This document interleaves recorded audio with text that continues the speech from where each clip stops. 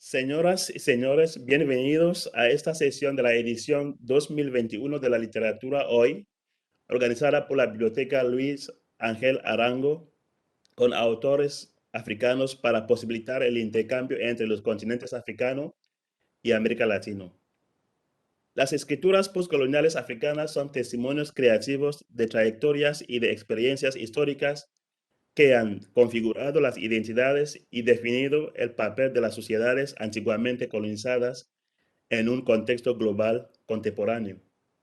Estas experiencias constituyen la base del florecimiento de producciones literarias que se proponen el deber de examinar el pasado, la urgencia de entender el presente y la necesidad de imaginar y de inventar nuevos futuros. Hoy tenemos como invitado Biyi Bandele.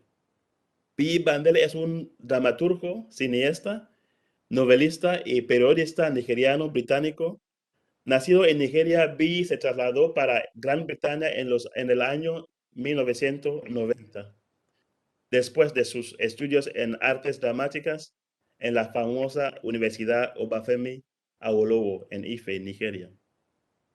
Ganó su primer premio literario en Nigeria con su texto teatral La lluvia, y luego fue premiado por su poemario en una competencia organizada por el British Council en el mismo país.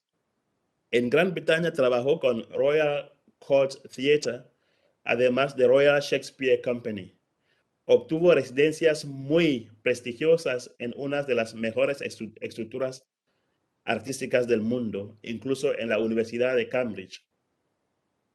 Se destacó con la producción de una serie de piezas teatrales como Marching to Fausa, Orunoko, Two Horsemen, Resurrections y novelas como Death Catches the Hunter, The Man Who Came In From the Back of Beyond, The Sympathetic Undertaker y The Street. Y va a leer un pasaje de esta novela al fin de este diálogo. Como cineasta, realizó la adaptación escénica de muchas novelas importantes, incluso la famosa novela de Chinua Achebe, su compatriota, Todo se desmorona, una de las novelas más leídas y traducidas del continente africano. Además, hizo también la adaptación escénica de Medio Sol Amarillo de la autora nigeriana Chimamanda Ngozi Adichie. Thank you, Biyi, and welcome to this dialogue. It's a pleasure to have you with us. Thank you, Gil. It's great to be here. Biyi, let's start with an issue which I always want to discuss upfront with African authors who straddle boundaries. And I have difficulties, and I think even those who have spoken with you on a literary basis have the same difficulty like myself. How do you define yourself? In an article, in an interview published in The Guardian, Sunday, March 4th, 2018, you are introduced by the interviewer as a British-based Nigerian writer. And I think, I mean, looking through your archives of interviews and how you've been presented by many critics, there are various ways of introducing Biyi. How do you look at yourself? Are you a British writer, Nigerian writer, or British Nigerian writer, or Nigerian writer based in Britain, or a British writer who moves all the time between Nigeria and Britain and all over the world? It's a very, very difficult one. I'm a man of the world. I'm a Nigerian. That's very important to me. The stories that inspire me, that really interest me, that I'm obsessed about, tend to be African. But I've lived in London longer than I lived in any city ever. I've lived in the UK longer than I lived in Nigeria. I've lived in the UK for 30-something years. I come back to Nigeria every year, but I know London like the back of my hand. And I've lived in New York, I've lived in Paris, I've lived in Cambridge. I travel a lot. I see myself as an African artist, as a Nigerian writer, as a Londoner, I claim London as my own. It's my city. I know that city very well. I have a Nigerian passport. I have a British passport. I use both. People, I don't pay attention to what labels people put on me. They have to put a label on you. I don't actually have a problem with that. Yeah. Although sometimes it causes um, confusion, and quite often how you see yourself and how you understand what you understand yourself to be is completely at odds with how other people perceive you, um, especially if you're Black. So it's a very complicated thing. For instance, I'm in Lagos right now, but before this, I was in New York. Um, I haven't lived in London for 4 years, although I'm there all the time. I'm about to go there um, quite soon, and I'll be there for quite a while. I'm always wherever the stories take me. I've just finished making a film here in Lagos. I am about to start making another film based on Wole Soyinka's Death and the King's Horseman, which is a play um, that's very, very important. And um, and I have a new novel coming out. uh, it's not coming out. Actually, it's coming out not next year, but the year after. It's got a seven. That's what I was working on in New York. I was writing that novel. Um, And then I got a phone call around this time last year saying, there's this film that we want to make, Netflix, Death and the King's Horseman. Would you be interested? And before they even finished speaking, I said, yes, yes, yes, yes. If it's Death and the King's Horseman, it's Wally Schoenker, I definitely want to do it. And so by November, I was on the plane to London. I spent a few weeks in London with my daughter, and then I came to Lagos. And then I didn't plan to stay this long in Lagos. I did not. A combination of things that happen when in the film world, because film is very expensive, things quite often get postponed at the last moment because, so this film was meant to happen in April. I was meant to work on the screenplay and finish it in February. We'd make the film in April, and then I would head back to continue working on the novel. But then I finished writing the screenplay, and I was told, "Oh, we're not making the film till later in the year because something happened." And because of the COVID situation, the coronavirus, in New York, where I was living in the UK, I decided, okay, I'll just stay in Lagos. I have not lived in Lagos since, I think, before I went to university, since the 80s. So I did this thing I didn't plan, and I rented an apartment. And while I was waiting for this film that I'm about to start making, I got a phone call saying there's another film. We're in pre-production. We had a difference of opinion with the director, and the director left, would you be interested? And I said, send me the script. They sent it. I had to sign they got their lawyers to send me a non-disclosure agreement. So that if I read it and I didn't want to be involved, I couldn't speak about it. I read it and I liked it enough to say, yes, I'll do it. And, so these things, it's the life of the artist.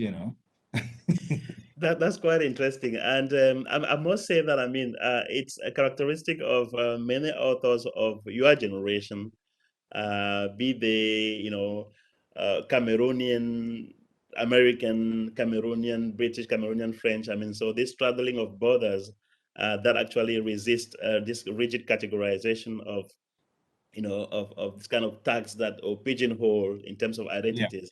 That's quite interesting, and but even as one might say that the imaginary that is that underlies your works, of course, it's global. It's quite globalized, and one sees it in every sentence, in the language, in the linguistic artistry of your work, in the world of imagery that you employ, that you convene, in a particular play or in a particular novel. But yeah, Nigeria, of course, still is quite crucial in your creative minds, I mean, like Nigeria is still quite present. Even, you know, when you were based, you know, for some time, I mean, when you were really based in London, but, Yeah. you know, a number of your works, your novels and your plays were still focused on Nigeria. What is it about Nigeria that really, like, you know, Well, I mean, remains so strong? you know, it's I was born here, and there's just so many stories. And the fact is, you know, I when I moved to London in 1990, I very quickly realized that I loved London. You know, it's a crazy city, and when I say crazy, I mean that actually as praise. You know, it's just um, it's not as crazy as Lagos, but it's, you know, but yeah. But I realized that I was still obsessed with a lot of ideas that were situated in Lagos, situated in Nigeria.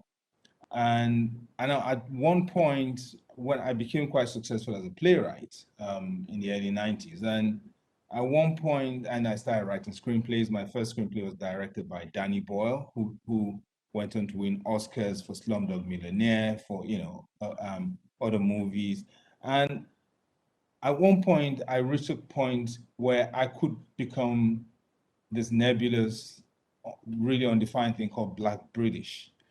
But it was, yeah, I would have to, in order to kind of do it completely and successfully, I had to actually completely, this thing called Nigerian in me had to completely disappear.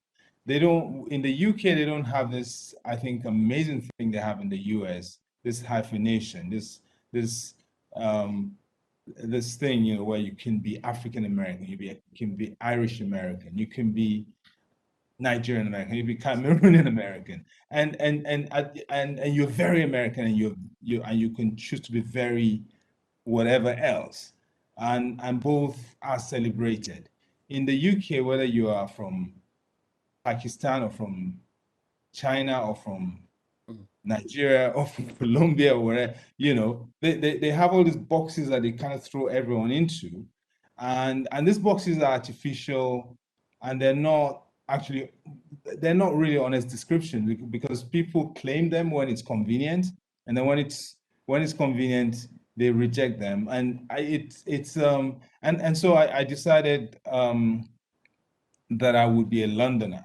And I would be an African, and I would be a Nigerian, um, and also there's so many. London is a city. It's a much storied city. There's so many books about it, so many plays, so many films, and the aspects of London that really interest me tend to have something black about them, that they tend to have Africans in them. They tend to be not just Nigerians, you know, I don't, you know, black from wherever in the world.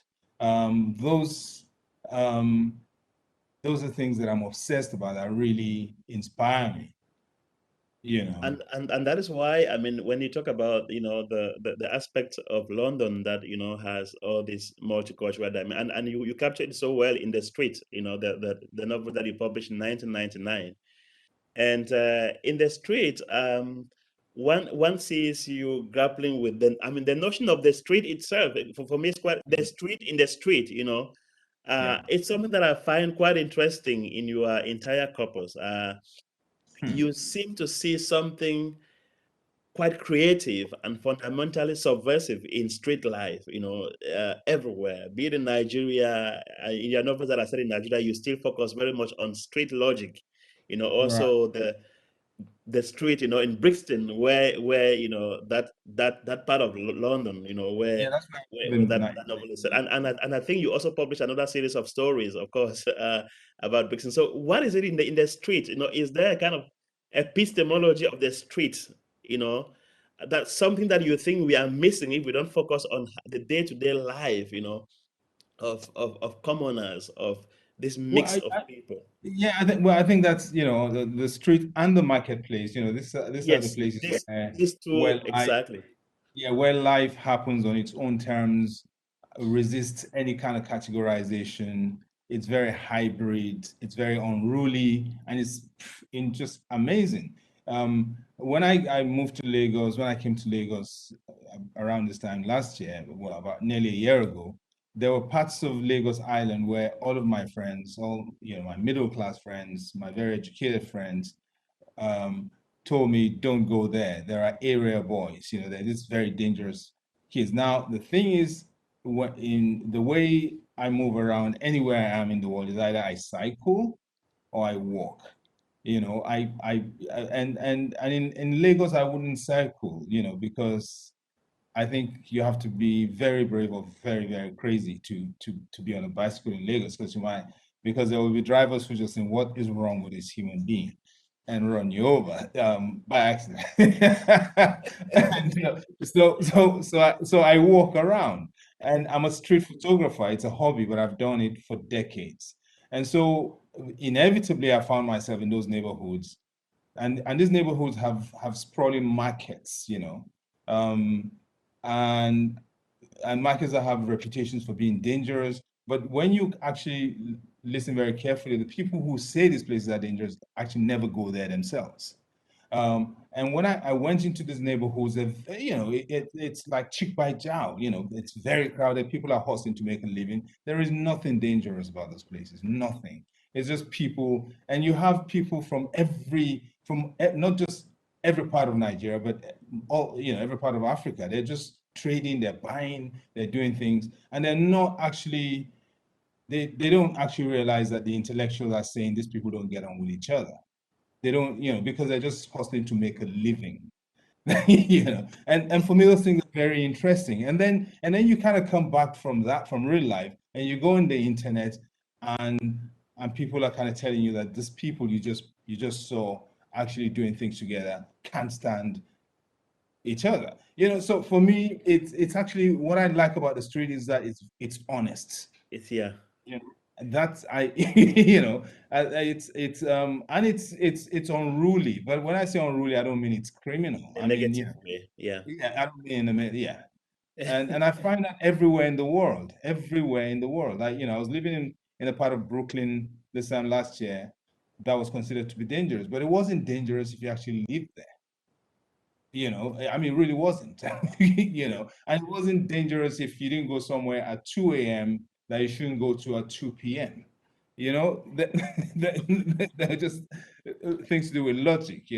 Exactly. I also find it, and then before I come to that, I mean, I also see that, I mean, yeah, as you mentioned, you are passionate for photography because, I mean, when one looks also at the way you capture this on your Facebook page, there's a kind of serialization of street life, like the aesthetic of the street, and mostly I think in Lagos or in your home country, Nigeria.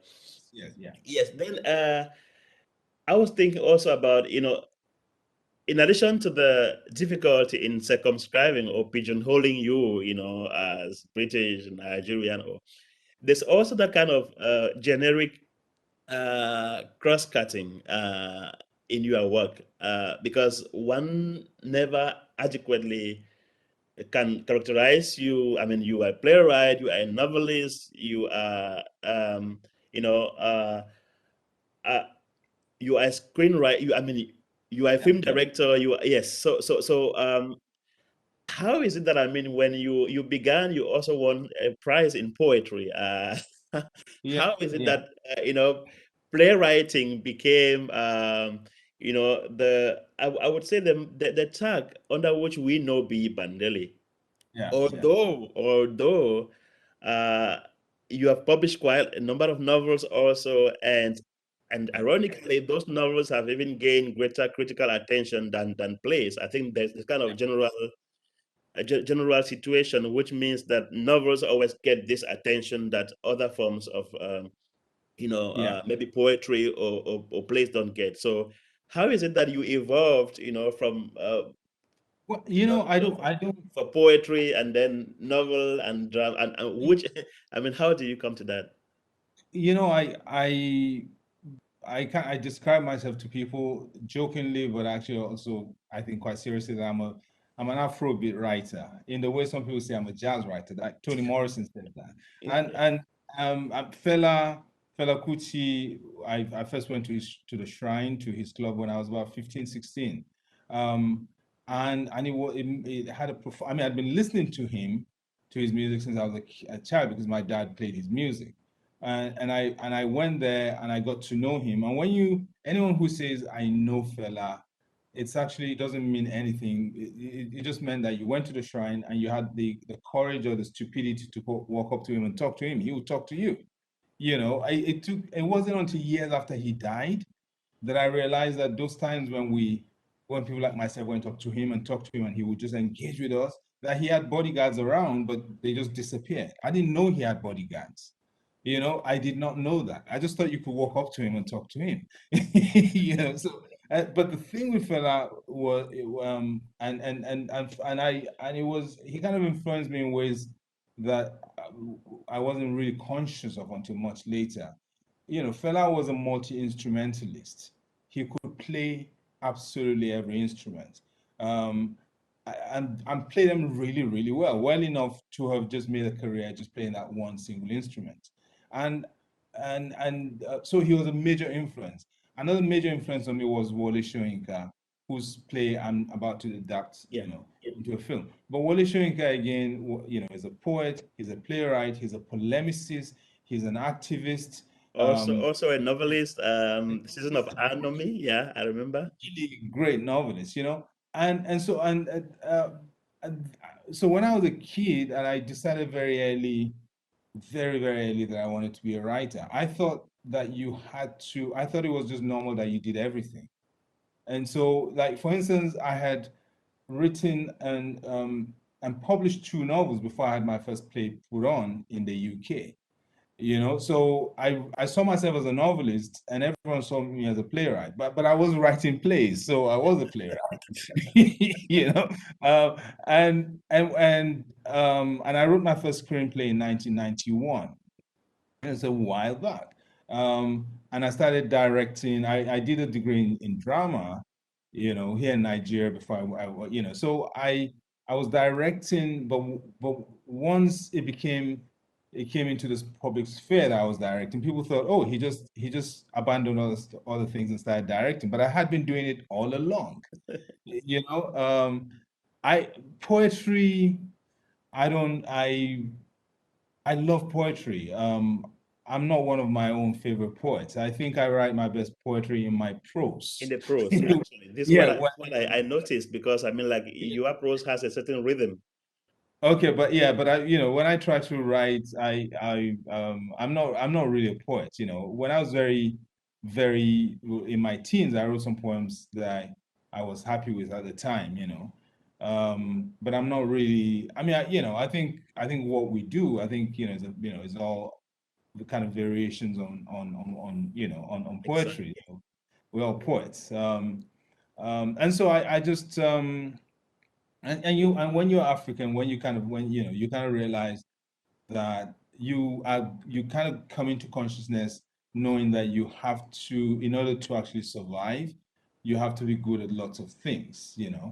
Um, and for me, it's another way of just when I've been working on films, at some point I begin to be desperate for just sit down and write prose and just do some writing.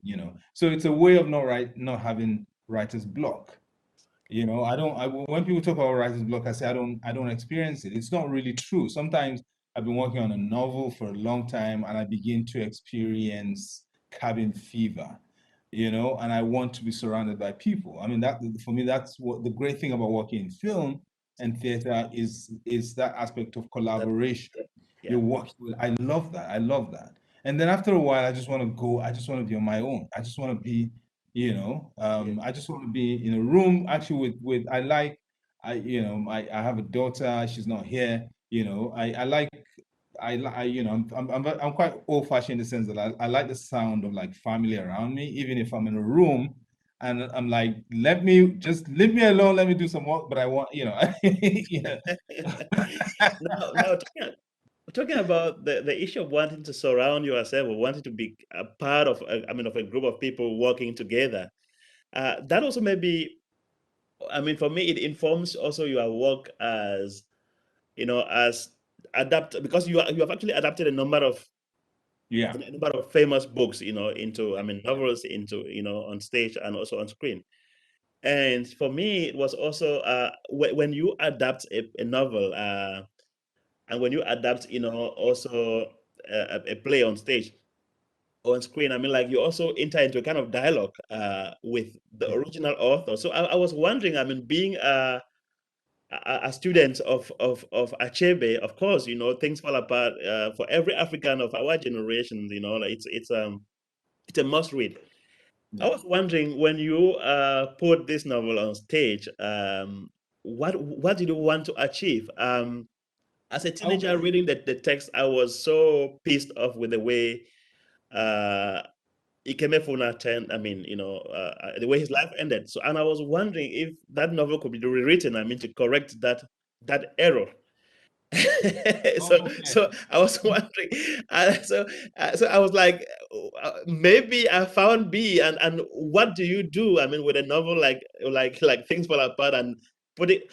Are there certain things that you feel that also need to be presented Yeah. in a different way? In that way, you are becoming. Uh, I mean, it's a kind of co-authorship. Some authors might Yeah. even say that when the book has been put on stage by whosoever, that is a Yeah. different work of art altogether. Yeah. And, Yeah. and I But think I've witnessed Chimamanda said that also about half of Yellow Sun. So, what are the yeah. kind of anxieties? What are the kind of liberties that you have when you are doing this kind Well, of adaptation? when I am, first of all, before I am an artist, I'm an enthusiast. I'm a fan. I'm a fan of music. I'm a fan of literature, of film, of theater. I've been to the opera many times with my daughter in London. I love to participate, to dance and things like that. And sometimes I come across a book and I read it and I want to share it. That for me is actually the most important thing. That's what drives me. And so when I decide I want to adapt, like for instance, Chimamanda's book, and I wanted to make a film of it, or Chinua Achebe's book, to the stage, it's really my sole reason for doing it is because I think this is great. I want other people to actually share in it. They would see the film or see the play and they'll go pick up the original book. Um, and that for me, so that's the kind of, so my interrogation of it is not, I'm not, um, I would not pick up a book and say, okay, because I have a problem with it, I'm going to adapt it so I can kind of talk, I'm not, that's actually valid, but that's Okay. not me. So what you're saying is that, I mean, you try to be as faithful to the original copy as I, much as possible. you know what, it's fun, it's like, with Half a Yellow Sun, the film I made of Chimamanda's book. Really, I, I was as scrupulous as I could be to ensure that I was actually making Chimamanda's the ideas. I mean the opinions, the authorial, the editorial opinion, Yes.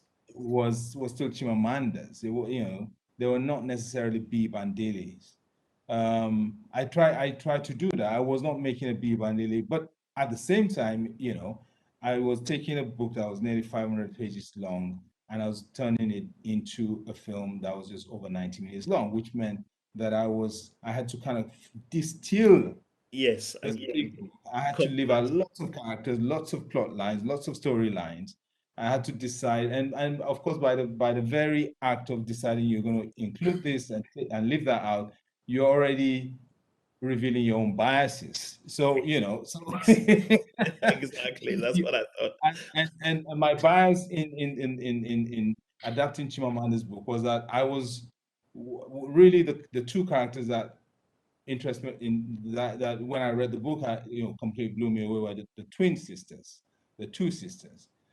There are people um, who read the book and for whom Ugu, the houseboy, was the hook. He is in a way the storyteller.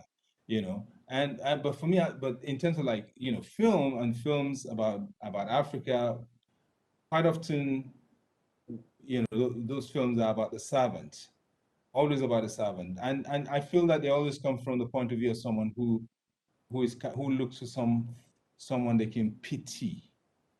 And when you can pity someone, you're actually not taking them as your equal. And you really are not. You might think you are. The only person who actually gains anything out of that idea, that relationship, is the person who is feeling Who pity. expresses the pity, exactly. Yes, yes. And so I wasn't, and what I liked about the sisters, and in terms of like Chimamanda's relationship with them, I felt like they were probably, I felt this before I met Chimamanda, that, because she had no pity for them. She was just, they just sprang off the page, there was no, they were just there. And when I met Chimamanda later, she actually told me that that one of the sisters was like an idealized version of herself. It's quite interesting, but I mean, Ugu, the houseboy is still an important character in my film, but the film is not told by, he's not the storyteller. Exactly. So Let me cut you short there, but I mean something still in the same light with regards to, I mean, this notion of pity, and then maybe we pity. It's kind of colonial thing, like it's also like kind of yeah, humanitarian colonial humanism in a way. Whereas we don't dismantle the kind of inequalities that create conditions, where pity thrives, yeah. while leaving the hegemony intact. When you Uh, also put this novel by Ben Efren on stage too, Orunoko. oh, yeah, yeah, yeah, Yeah, I mean, there's also that kind of anxiety. I mean, you also want to portray the character, Orunoko in a more in an ample manner, yeah. yeah, I mean, also tell us also about that experience. What you also sought to, to change, of course, in that portrayal You, of. what happened with Orinoco was I got a phone call. I think it was 1998. I mean, it's quite 97 or something like that. I got a phone call from the Royal Shakespeare Company, from their literary manager, and he said that they were putting on a production of an adaptation. Orinoco, the book by Afroben, it was published in 1688. Yes, 1688, and about 100 years later or so, someone 100 years, I think, um, a theater director called David Garrick did an adaptation which became a tract for anti-slavery. It was seen by thousands and thousands of people around for years in the West End of London. And they were about to put on that production, and they wanted an introduction in the voice of Afro Ben, and they wanted me to write it. And the truth is, I knew of Orinoco. I had it on my pile of books, but I hadn't read it. And so I read the book. It's a novella. It's very small, and I liked it a lot. And then they sent me the David Garrick play, and I hated it. I thought it was racist, even though it was actually an anti-racist. It was an anti-slavery, but it was yes, just full of pity, pity, exactly, pity, exactly. pity. And the thing with pity for me, it's like, when it's a form of sentimentality. It's a form of, and sentimentality is actually very cheap. It's you can be sentimental from here to the end of the world, and it doesn't cost you anything. It's completely different. So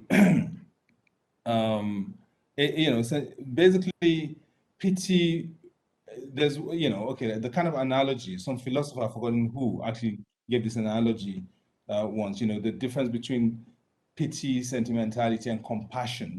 Compassion is the different thing. Sentimentality and pity is when you see someone, you're walking across the bridge, you see someone about to jump off, and you kind of stand as far as away as possible and say, "Don't jump, don't jump."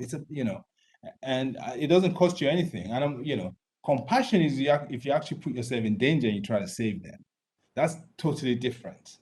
Because compassion, you might die in trying to save that person.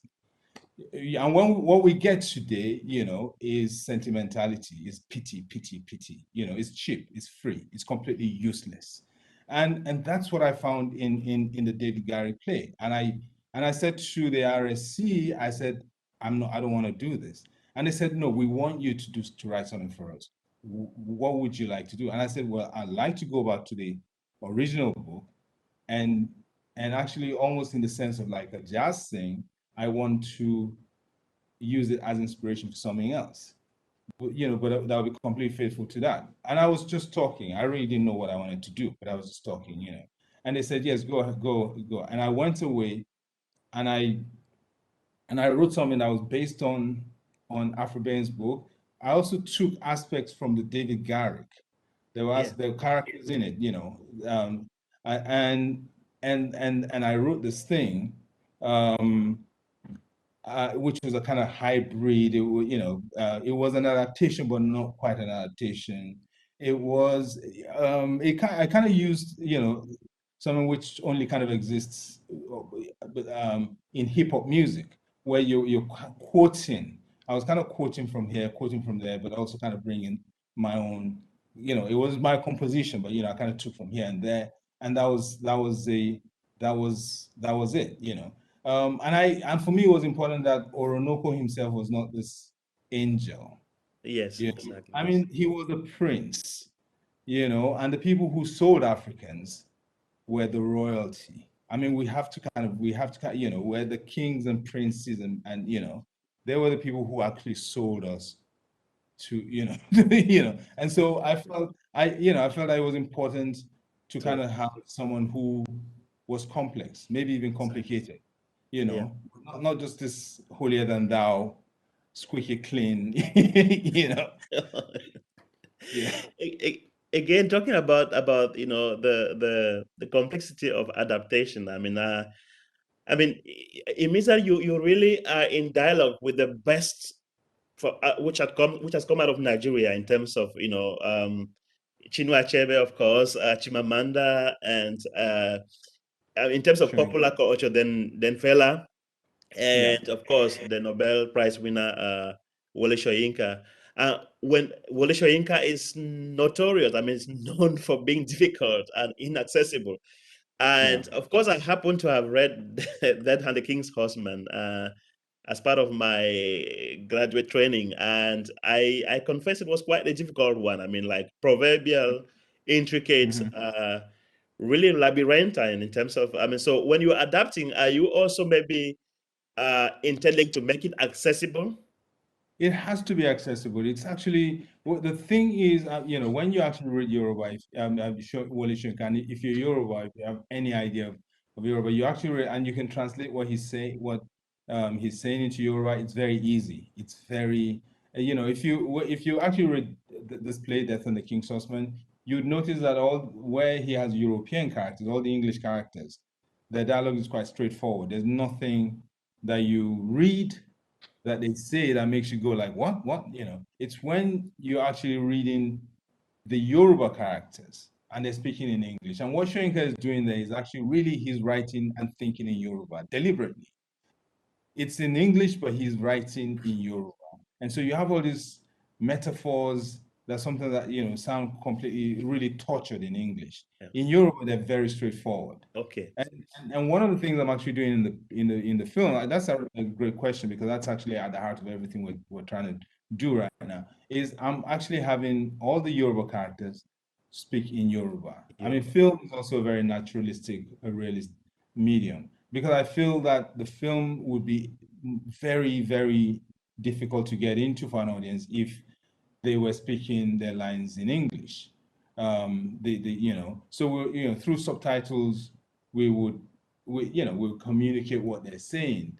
But actually, what they're saying quite often, Yoruba is a language that's if you kind of think, I don't know if you listen to jazz, but if you look at two iconic jazz musicians, Miles Davis and John Coltrane. Miles Davis with one note would say 50 different things brilliantly. John Coltrane would say the same thing about 50 different ways, 50 brilliant different ways. And you know, completely two great musicians. And Yoruba is more like John Coltrane. Yoruba is a language where you say one thing and then you say it in a different way. You say it in a different way. You say, you know, it's full of flourishes, verbal flourishes. Yeah. You know, it's almost like a language of performance. Yeah. And Shoyinka does that a lot with his Yoruba characters. He takes a lot of joy, impish joy, in doing that. Okay.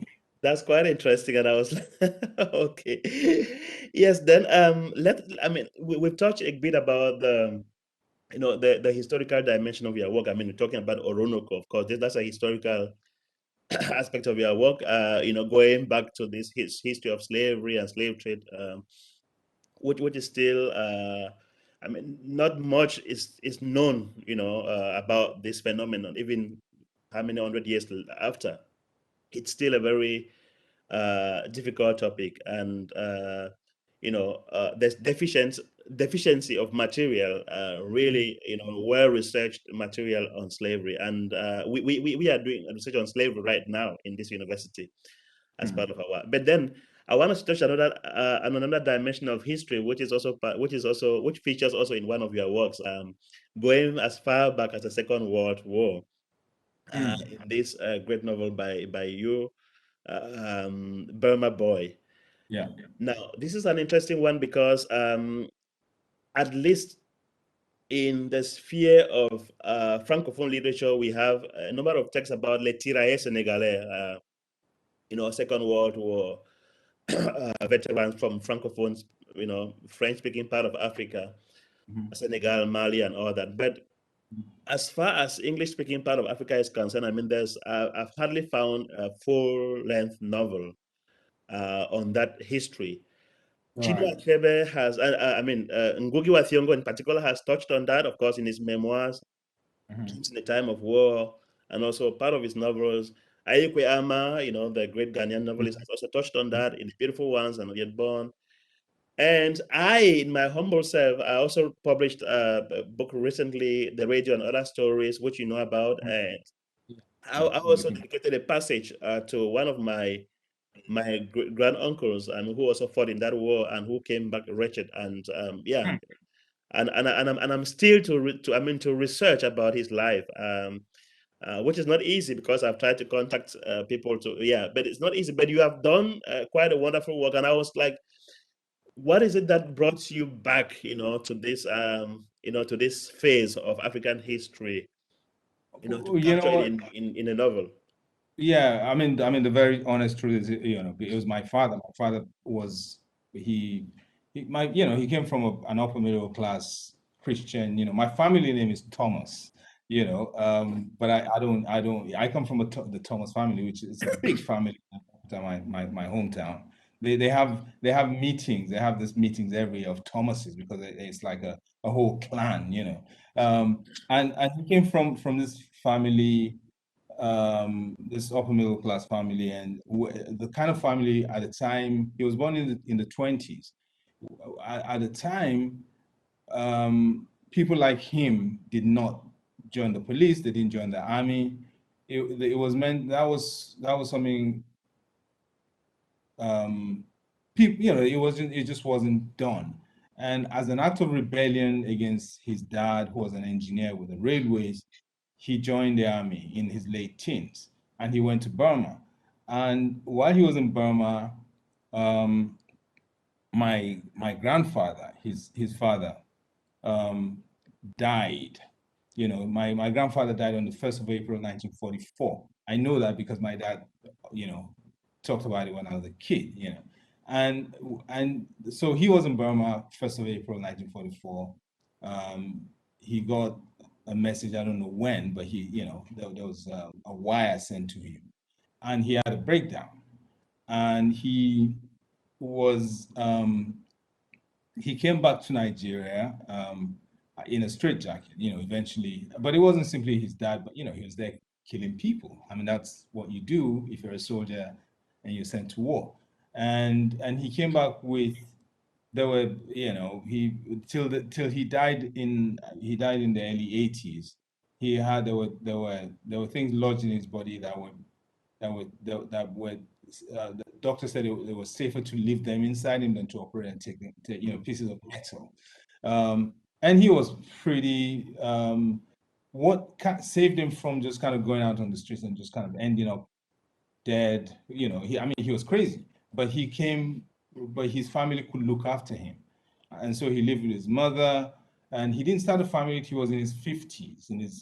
That's when his mother, my grandmother, basically found this widowed, beautiful young woman who had 3 children, and my poor mother basically inherited this burden for the rest of her life, and they married, and we were born, their children. Wow. And my dad was he was an incredible he was a force of nature. He was a great dancer. He could have been an actor. He was incredibly articulate. He read a lot. He worked like his father. He worked for the railways when he came back, after he had a family, and he found this my mother basically gave him some kind of grounding. But he was, every once in a while, my earliest memories as a kid, and this is during the Biafran War. I was born in 1967. The war started a few months before I was born. But my earliest memories are my mom grabbing me, and we're kind of running because my dad was having some kind of psychotic episode from the war, and my older brothers, who were not that much, were trying to hold him down, and we're kind of tearing across the bush to go to my grandmother's. But they loved each other. But he had this thing, and he would quite often tell us stories about Burma, but he would kind of tell them they were very funny stories. And until much later, I used to think, the only funny things happened there. I didn't, he didn't talk about being shot at or shooting people. And, later on, I began to be his mother would, she never found any of the stories funny at all because she had to take care of him when he came back. She saw that he was, yes. So nothing funny about it, and it was really a kind of commemoration of my dad years after he died that made me want to write about Burma. I thought I knew a lot about it. And then once I sat down to write the book, I realized I didn't. But because I was in London, there was an Imperial War Museum not far from, about 15 minutes walk from where I lived. I went there, and I was shocked. I was profoundly shocked. I was even more shocked by the fact that actually there was absolutely nothing written about these Africans. When they were written about by the official military historians, they were described as porters. It was a lie. They were real fighters at the war front, at the forefront of. And there were films. There were films in the Imperial War Museum showing them, documentaries. Yeah. Documentaries showing them. So these people were just. It was outrageous. And I had people, friends of mine, English friends of mine, seriously well-educated friends of mine, who when I told them about the idea for this novel, they said, no. They were porters. They didn't fight. Wow. And so I wrote my book, Okay. But I have to say that the book is fiction. Yes. The battle in it actually did happen, but it's all fiction. Yes. I very quickly realized I didn't know enough about my dad there to actually write it. Yeah, no, it's quite interesting. When I wrote the book that I've shared with you, the radio also, which is kind of family history, I realized that I didn't know much about my dad until when I was researching to write about the book. I did the very basic things about my dad I didn't know, So that writing also provided me, I think also in your case with that, the ability to search and to ask questions and then to, to like portray. But then you still do it again in a non-militant way, because you actually show the complexities of that period, and the fact that even though most of us critics would always say, of course, these are people who were enrolled and enlisted into a war in a war of which they didn't know the origins or. Yes. But your dad was quite proud of, in a way of, and his colleagues were his comrades were quite proud of their achievements, and they were quite, it's something they live to glorify. Yeah, I mean, I like you, I'm actually quite critical of that. My opinions are completely different from, but I wanted to actually honor the voice, whether I agreed with him or not, that's how he felt, you know. This when he talked about it, he was quite proud of having done this thing. I mean, he was incredible, and I would see him with his friends. You know, sometimes they would kind of meet, they would be drinking, they would be reminiscing, always about the funny bits, you know, about things that happened, you know. But they were proud of it. They were proud of it. And I could have written something where it was about me with the benefit of hindsight. And I just thought that would be wrong. That was what I thought. I don't think I'm right, but that's what I thought. You know, that's And then B, this is the, I mean, it's published as Burma Boy, and then when you look at the American edition or the US edition, then in King's Rifle, I was wondering what motivated this kind of what nuance. you know what it wasn't what happened was when the book was picked up by Amistad in the US, my American editor sent me we had a conversation. I think I was actually in New York. I had a play on off Broadway and we had a meeting. And she said, if we call it Burma Boy, Americans are very their knowledge of geography about the world outside America is so limited they would not know what we're talking about. We have to so and I said, well, what do we call it? And she said, why don't we call it the King's Rifle? And I, you know what, if I had almost called it the King's Rifles, but that would have been referring to the African soldiers from East Africa who fought Indeed. in, you know, and that was the only reason I didn't call that book the King's From, Rifles, you know, with from you the know. very And onset, so when yeah, she said the okay. King's Rifle, I thought, why Okay. did that come to me? I loved you know, I would have called it that actually. King's Rifles, okay. It has opportunity to take one S away. Yes, exactly. Yeah. Because it turns it you know, the King's Rifle, it turns it into um almost like a metaphor. You know, it's very simple, but it's actually quite loaded. I think so You too. know, Yeah. so I actually like, but that's what happened. Um, Okay. Yeah, and you already talked about your influences, of course, and quite a number of Nigerian authors have been instrumental in your your literary upbringing. But then I wanted you to maybe expand on that. I mean, like, you seem to write. I mean, this is something you share with a number of younger generation Nigerian authors like Ben Okri. Magical realism, or Mhm. this intricate use of the surreal.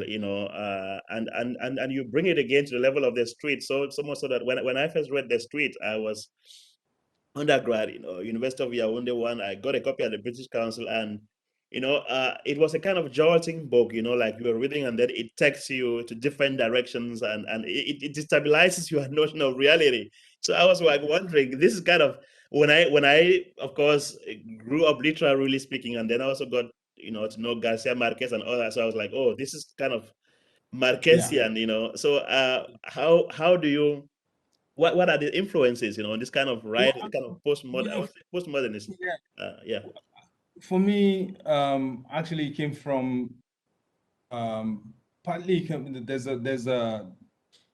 a Nigerian writer called Fagunwa, who wrote in Yoruba. A couple of his books have been translated into English by Wole Soyinka. A Forest of a Thousand Demons is one of them. And then um, there's Amos Tutuola, who, who is most famous for the Palm Wine Drinker. Um, and both writers basically are tapping into something in Yoruba culture, but but also I think something that's quite common all over Africa. I remember when I was a kid, in the evening, we would we lived in a rainforest, really. I mean, it was like a built environment. It was quite modern hospitals, modern schools, a railway station, and all that. But there were lots of forests. There were lots of trees. There were snakes sometimes, and the outside world like outside your apartment, outside the railway quarters where we lived at night was full of magic. It was full of beings. And there's a story I tell, and this happened around 1970. I'm 3 years old, not quite 3 years old, and we had an outhouse. We lived in this big house. My dad worked the railways, and to go to the toilet at night, you had to walk across the compound. It was an outhouse, and and my mom took me. I woke up, and she took me, and I finished, and then she needed to go to the toilet, so I waited for her in the compound, and up comes this guy, and he makes an appearance in Burma Boy, but not as himself, but as a name. This guy's name, we used to call him Broken Bottles. Yeah. In Burma Boy, there's a character called Bloken because he can't pronounce the letter R. So he can't, so instead of broken, he says Bloken. And Bloken gets his name from this real life person. And Broken Bottles got his name because he had a patchy trick. Whenever, he always shaved his head completely bald, and he would kind of take a piece of broken bottle and kind of go like that. And he would give it to people nothing happened. And so we call him Broken Bottles. And he was a signal man in the railways, a signaler. They were like signal people. And he was going to work. He was on a late shift. He was going to work. And he stopped on his bicycle and he said, "Say hello to your mom." Say, and he went, and my mom comes out of the outhouse and I say, "Oh, I just saw Broken, and I said, "Oh, let's go inside." And I went back to bed. In the morning, I wake up, my mom is, crying, people are crying, and she kind of, "B, you said you saw Broken." And it turns out that Broken had been run over by a train at exactly the time I said I saw him.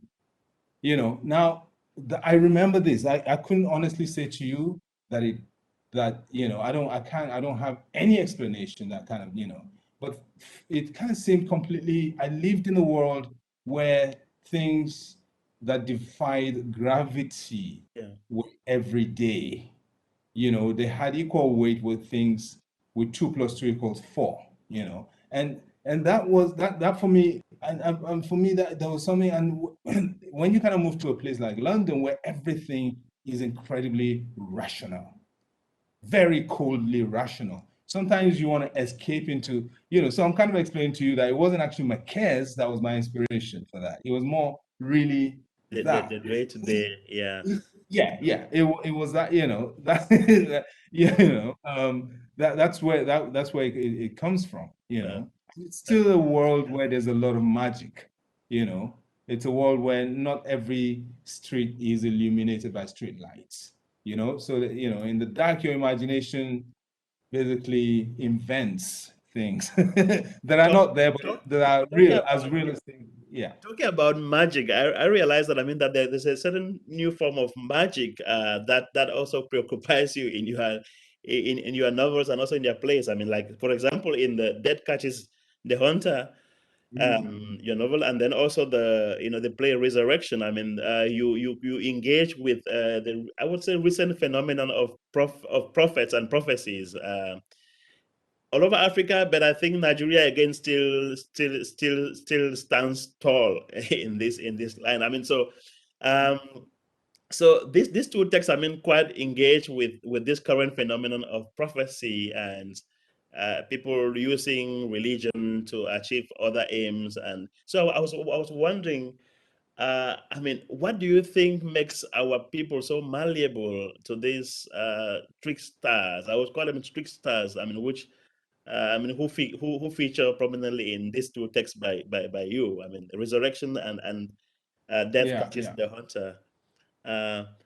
The phenomena of prophecy is as if state delinquency in most parts of Africa has led to kind of people have given in to a number of this kind of people who position themselves as prophets to bring salvation, I have also theories, and I don't have an answer. I think Africa is the only continent that I know of where we so much despise our own traditional religions, where any religion that has an icon that looks like us, we say that's witchcraft, that's evil. And we've kind of taken on the icons of Christianity and I mean, I think Islam to a great extent is is in lots of ways more African than Christianity, because it's been, but we still take on, but and we, every African leader who has stolen money and has houses in Dubai and, millions of dollars in Swiss bank accounts in Paris and London is a Christian or a Muslim, and a serious one. We've had African leaders like Hofni Boy, who built a whole cathedral, to in his guarantee, hometown, yeah, Damascus. in heaven, yeah. And so but when you can have an African leader who is as corrupt as they come, but they go to church every Sunday, they go to the mosque every Friday, they pray several times a day. Sani Abacha, our dictator here in Nigeria, he would have lots of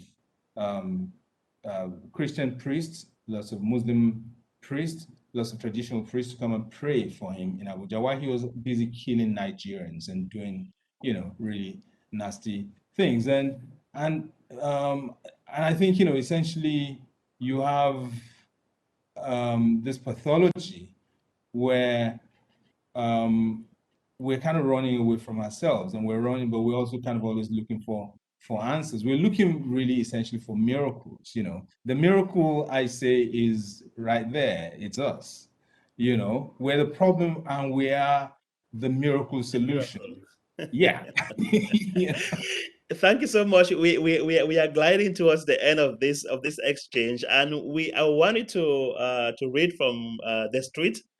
That's how we say goodbye to our guests, by asking them read from one of their books, and I wanted to read a passage about somebody who puts to question all the prophecies, the heckler, yeah, in your text, the street. Okay. Please, can you read that passage for us?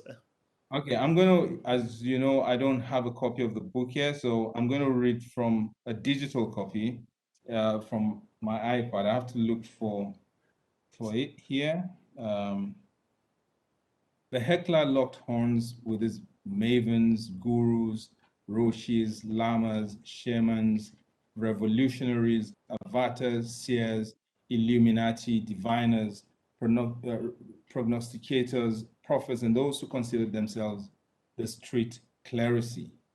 And more often than not, he trumped them with his drink-fueled erudition, his unequaled gift for devastating one-liners, his insightful analysis, and with utter and complete horsemania.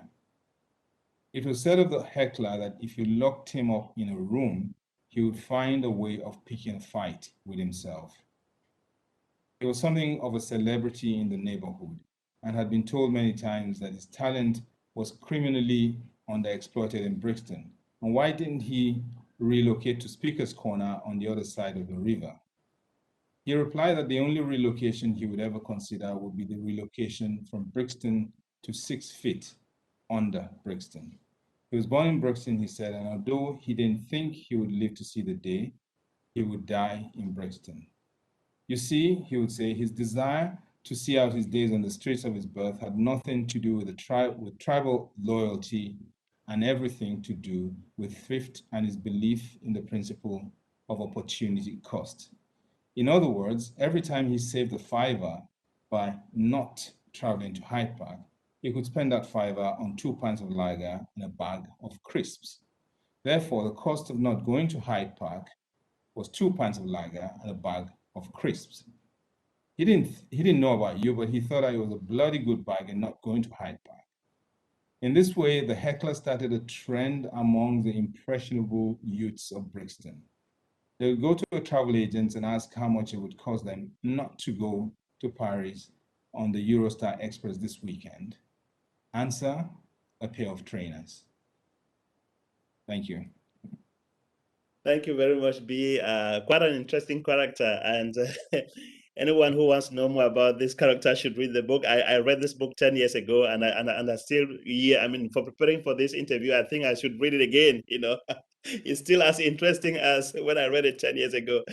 Thanks very much for this wonderful exchange, and I hope in times ahead, we are going to maybe have this kind of discussion on site in Bogota at That would be great. the premises of the Luis Angel Arango Library in Bogota Yes, sometimes.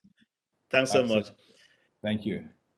Señoras y señores, muchísimas gracias por su atención y me gustaría agradecerles por su compromiso con la literatura africana y con esta serie de conversas, de diálogos. Tenemos que establecer este contacto entre nuestros dos continentes. Tenemos que conocer las realidades literarias que conecta estos dos espacios y creo que con este tipo de programa nos ayuda mucho a entender lo que es la literatura africana en relación con la literatura latinoamericana. Muchísimas gracias y la próxima vez. Gracias.